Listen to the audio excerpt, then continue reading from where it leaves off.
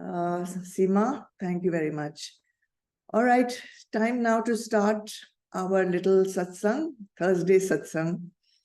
As today is Devotani, I wanted to start a new topic, and luckily our earlier series got Dakshinamurti Stotram very nicely ended last Thursday, so I was able to start something new today. And since it's such an auspicious day, I thought of something which I'm going to take only for today, and it will be a kind of an introduction to what we will be doing from next Thursday onwards.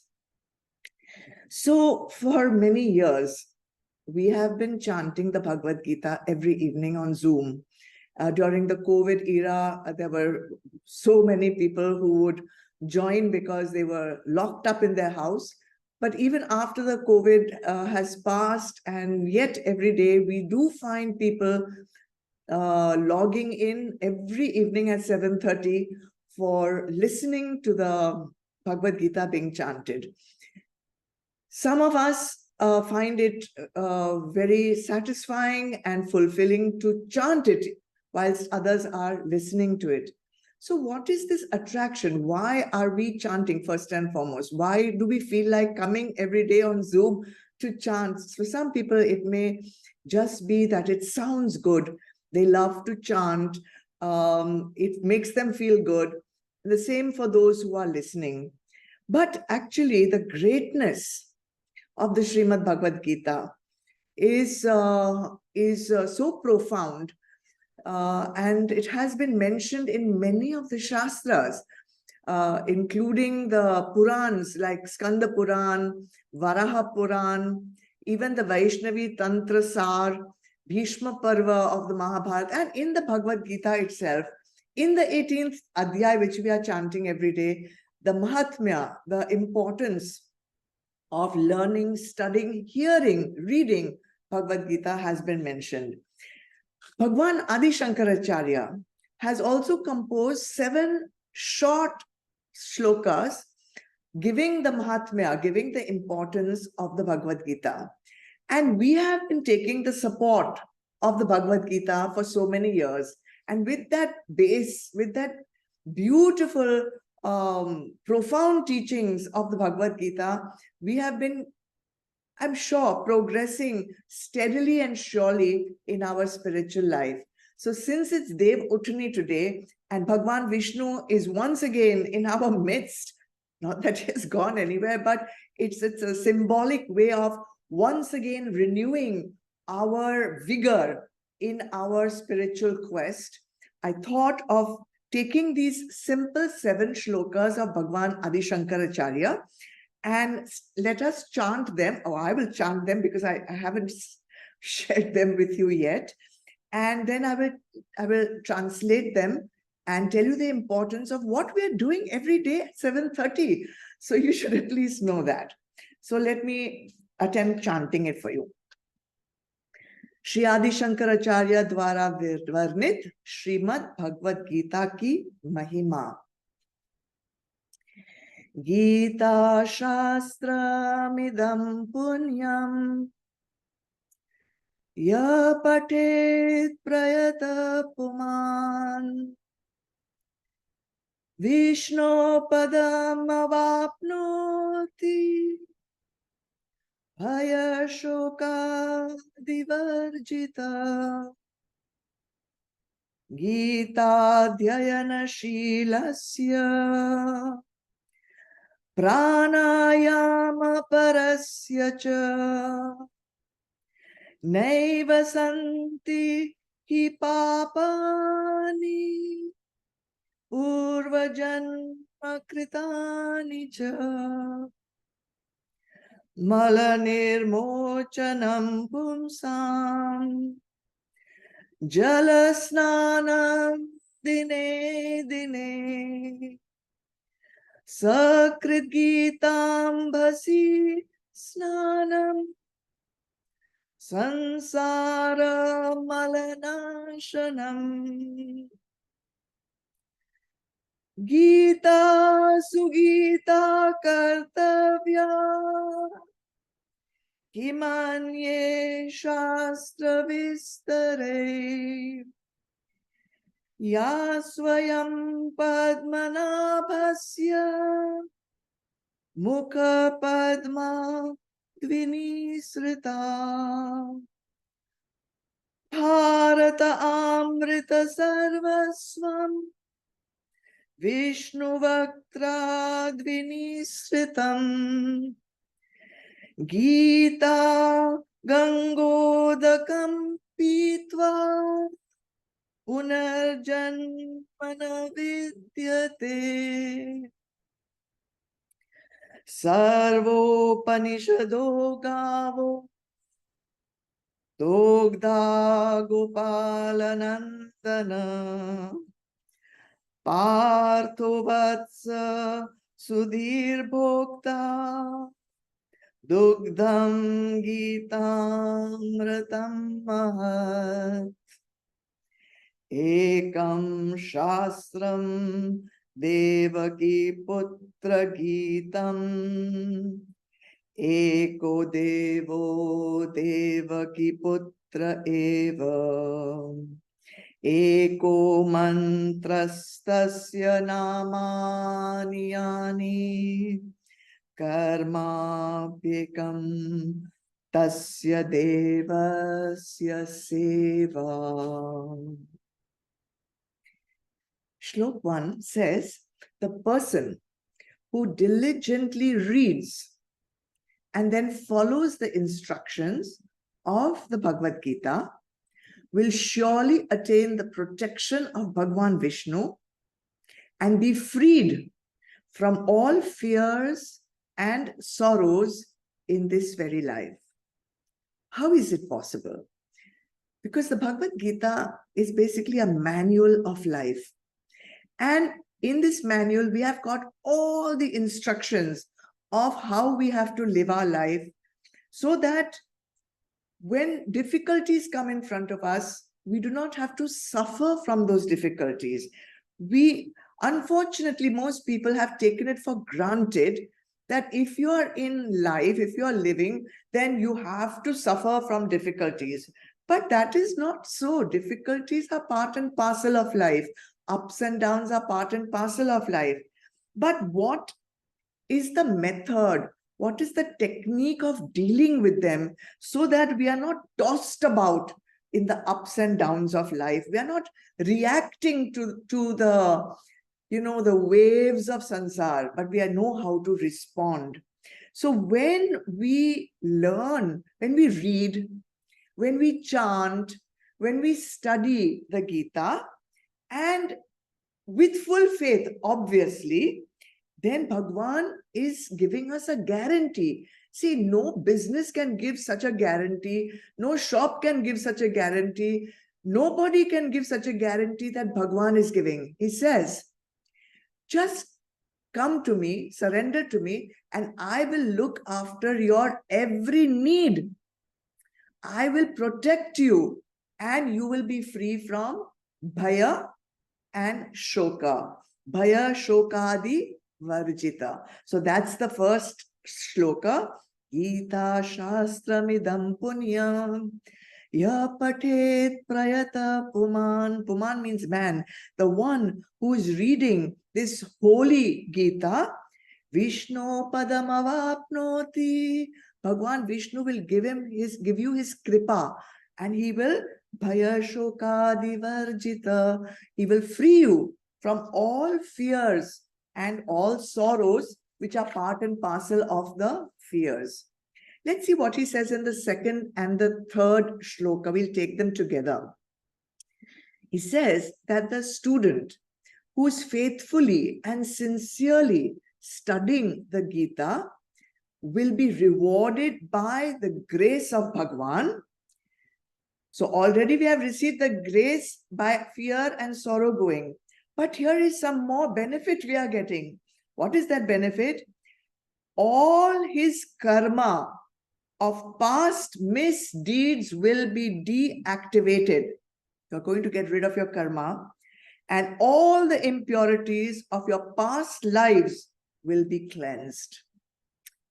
Big big reward here. And it goes on in the third shloka to say, every day we clean our body by taking a bath in water. But even if we take one bath in the sacred Ganges water of the Bhagavad Gita, all the dirt, mal, all the dirt of material life will get destroyed. Sansara mala nashanam. See, understand the word bath. Very nice word. When you take a bath, you are completely drenched, fully wet, right? From head to toe, you are fully, like, you can't have a bath with just a part of you getting cleansed fully. So when you fully, totally follow the Bhagavad Gita, follow the teachings of Bhagwan, and you immerse yourself, you drench yourself in his teachings, then obviously you will benefit by them. All your effort, your purusharth, which will be exerted, which will be exercised, if you put that in 100%, then 100% benefit is sure to come. Why not? Bhagwan is guaranteeing it. Our thinking changes, yes or no? The way we speak changes. Our habits change. Our actions get transformed. All these things from outside change. Then inside also, our thoughts become crystal clear. Our intellect becomes crystal clear. And we are able to understand the subtleties of the teaching. In the beginning, when we started studying Gita, like 10, 15 years ago, we were just skimming the surface. But now, when we're just getting the sar, we're getting the essence of the teaching, and we're able to take that inside us and actually put them into practice. And life, strangely, the universe is giving us those opportunities like exams. Now, this is what you've learned. This is the situation. Come on, let me see what you have learned. And those who have learned will be able to tackle those difficulties with a changed mind, with a changed mindset, with a changed attitude of not reacting to the situation, but responding to it positively, with glad acceptance, with witnessing, and with allowing it to be let go, let God. And when all this happens, when we have taken a bath in the sacred Ganges water of the Bhagavad Gita, we become so purified that we experience a paroksh anubhuti. We experience directly that Mahavakya Aham Brahmasmi. And that is self-realization. And once you realize who you are, then all the past karmas get dissolved. And that is what is meant by all the karma of past deeds will be deactivated, and all the impurities, whatever sins you have committed, all the sanchit karma, all that will go away. Only prarabdha will be left, and you have the technique to deal with prarabdha. Therefore, once again, going back to shlok number 1, you will not have any fear, nor will you have any sorrow or shok. So beautiful. Who thought that just by listening to the Bhagavad Gita, just by chanting the Bhagavad Gita, just by attending the satsangs, so much benefit? No fear, no sorrow, no karma, no past deeds, everything cleared out. Let's see what 4 and 5 says. The Bhagavad Gita is a song of joy. Gita means song. Bhagavad Gita is a song of joy. And this song is being sung by the Supreme Being itself. This Guru has taken avatar out of his compassion. He has taken avatar in human form, where he has to go through all the travails of human life. And he's teaching this. Bhagwan, the Ishwar, has himself come on earth to teach this to all of us. And this is because it is spoken directly through the words of Bhagwan. Bhagwan Adi Shankaracharya tells us, it is sufficient to fulfill the purpose of life. What is the purpose of life? The purpose of life is to realize I am not just a human being with this body, mind, intellect. I am actually a divine being.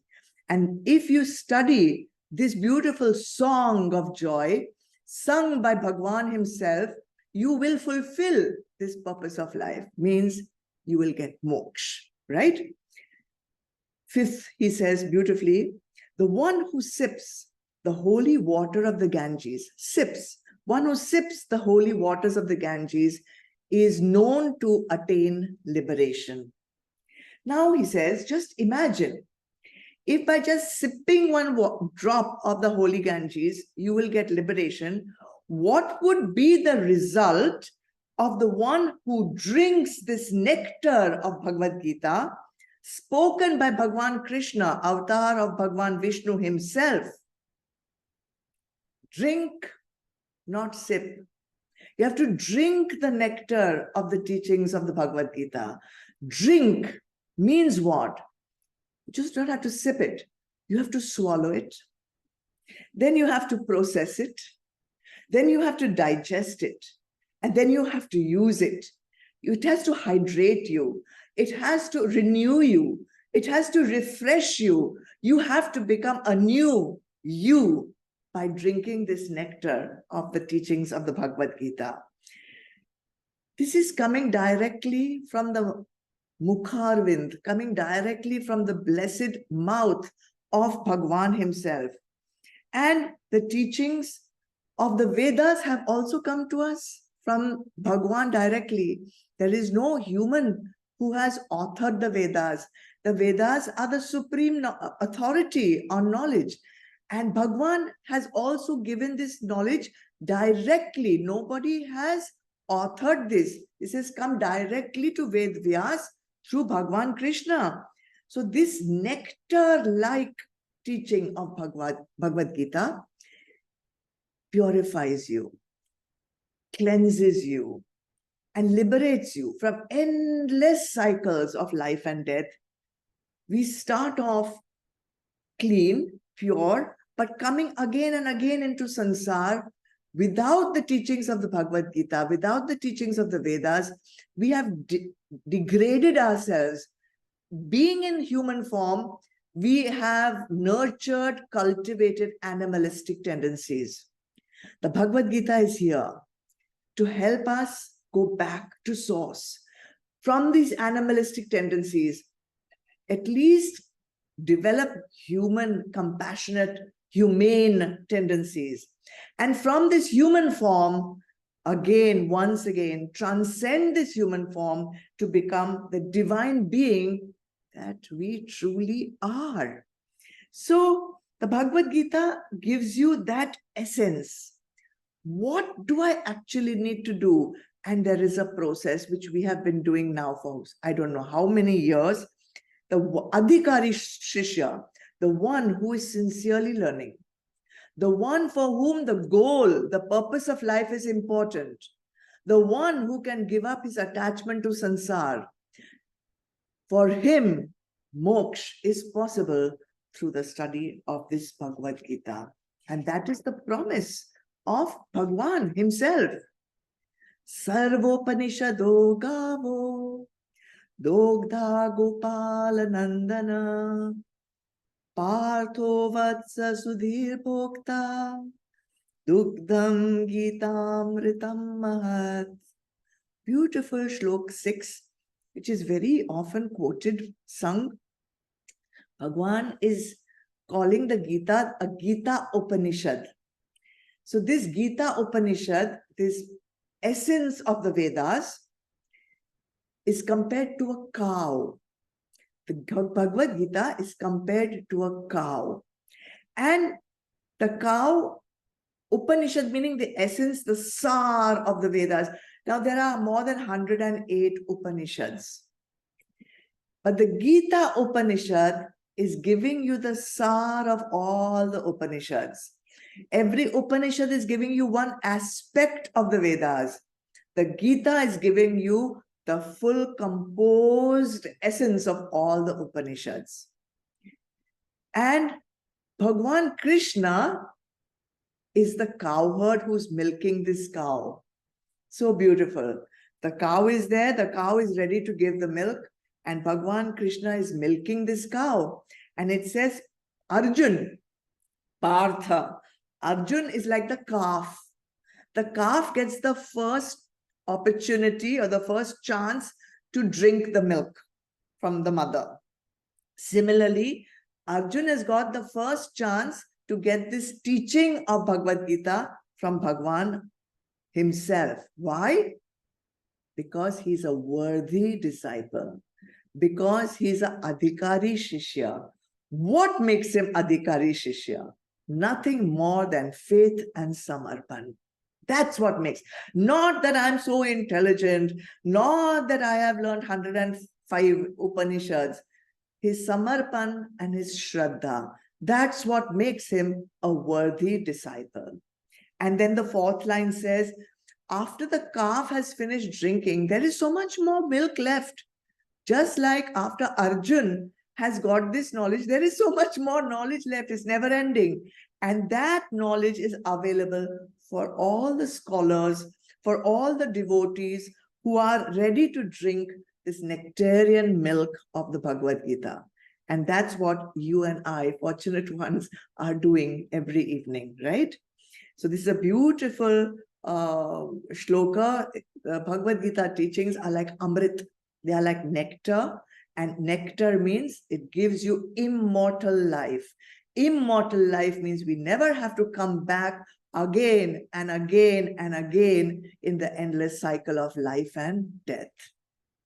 And finally, Bhagwan ends the shlokas with this beautiful Ekam Shastram Devaki Putra Gitam Eko Devo Devaki Putra Eva Eko Mantrastasya Namani Yani Karma Pyekam Tasya Devasya Seva. There is only one truth, right? Truth can only be one. All the Shastras are speaking the same truth. If there were two truths, it wouldn't be the truth. Truth can only be one. And Srimad Bhagavad Gita is speaking that same truth. Ekam Shastram. Ekam Shastram. Which is that Ekam Shastram? Devaki Putra Gitam. Not that other Shastras are not telling the truth. All are telling the truth. But you only need one Shastra. How many Shastras do you need to learn one truth? That's what it means. And Eko Devo Devaki Putra Eva. This truth has been given to us, gifted to us compassionately by Bhagwan Krishna, the son of Devaki. Why only one Devo? Because all Bhagwans are one only. There are not 33 crore Devatas in Sanatana Dharma. There is only one, Brahma. That's all. There is only one God. And Sri Krishna is also a manifested form of that one God, Brahma. Eko mantrastasya namani yani. If you need one mantra to attain liberation, what will it be? Chant the name of Bhagwan. Which Bhagwan? The one you have faith in, that's what. Chant the name of the Bhagwan in which you have faith. And finally, if you have to perform any action, then let that action be seva, service of Bhagwan or service of humanity, which is one and the same thing. So, one Shastra, one Bhagwan, Brahma. Devaki Putra is a manifested form of Brahma only. One mantra, name of Bhagwan. One action, meaning let all your actions be done in the bhava of Karma Yoga as seva. And that's the beauty of Bhagavad Gita. It gives you everything. If you really understand the essence of these 7 shlokas, your life is made. You have fulfilled the purpose of your life. If you put it implement it into action. So every day we are chanting the Gita. We are chanting the 18th chapter. Now every year we change the chapter. This year we are chanting 18th chapter. So from next Thursday, my idea is that we should know what we are chanting, because we're chanting in Sanskrit and everybody doesn't know Sanskrit, right? So I'm going to take a few shlokas from the 18th chapter itself, and the Thursday satsang will be an explanation of those few shlokas so that you can appreciate what is being chanted and also start practicing the teachings, because the 18th chapter is the summary of the entire Bhagavad Gita. So from next time, join me if you're interested, if you have the time and the inclination, do join me for a few important essences of the shlokas of Adhyay 18. Okay, God bless. Wishing you all a very, very auspicious Dev Utni once again.